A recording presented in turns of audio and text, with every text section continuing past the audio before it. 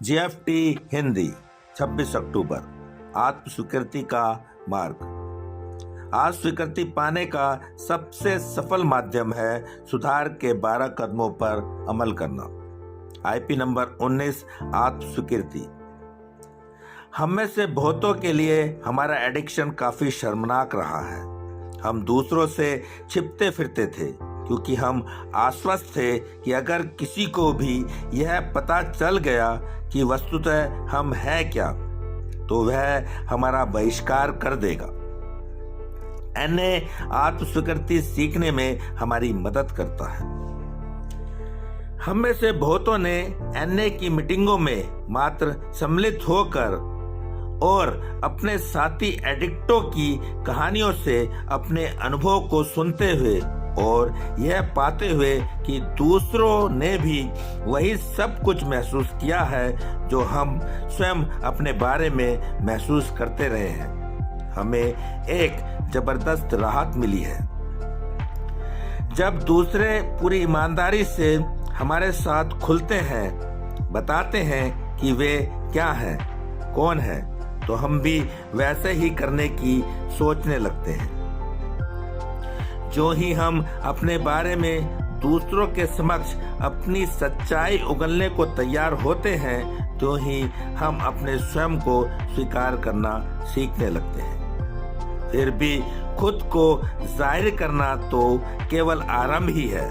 एक बार की ही हमने उन बातों को दूसरों के साथ शेयर करना शुरू कर दिया जिन्होंने हमारे जीवन को असहज किया है, तो हमें तत्काल एक नए सिरे से जिंदगी जीने का मार्ग तलाशने की जरूरत पड़ जाएगी।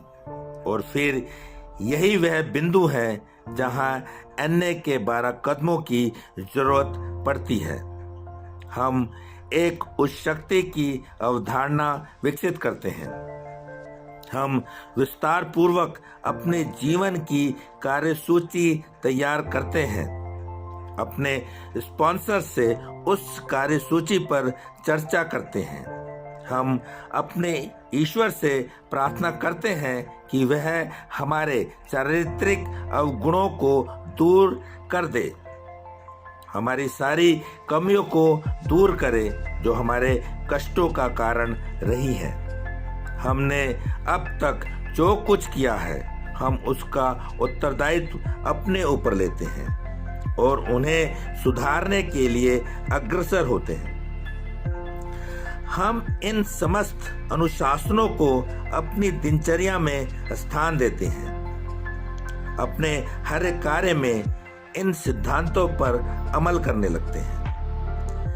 कदमों पर काम करके हम वे व्यक्ति बन जाते हैं जिन पर हमें गर्व है। हम अपने बारे में स्वतंत्र रूप से सच बता सकते हैं क्योंकि हमारे पास छिपाने को कुछ नहीं है। सिर्फ आज के दिन मैं आत्म स्वीकृति के मार्ग तरफ बढ़ूंगा।